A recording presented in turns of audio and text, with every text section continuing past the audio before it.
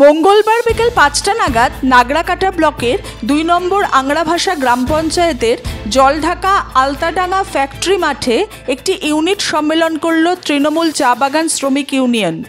এদিনের এই সভায় উপস্থিত ছিলেন তৃণমূল চা বাগান শ্রমিক ইউনিয়নের সেন্ট্রাল কমিটির সহসভাপতি তথা পঞ্চায়েত সমিতির সভাপতি সঞ্জয় কুজুর, অঞ্চল সভাপতি তথা পঞ্চায়েত সমিতির কৃষি কর্মাধ্যক্ষ মনসুর আলী, তৃণমূল চা বাগান শ্রমিক ইউনিয়নের block branch president Azad Ansari, Trinamool চা বাগান শ্রমিক ইউনিয়নের সেন্ট্রাল কমিটির সাধারণ সম্পাদক সুরেশ ওরাও, এছাড়াও ছিলেন কুরবান আলী, রাজেশ দাস, সুনীল দাস সহ অন্যান্যরা।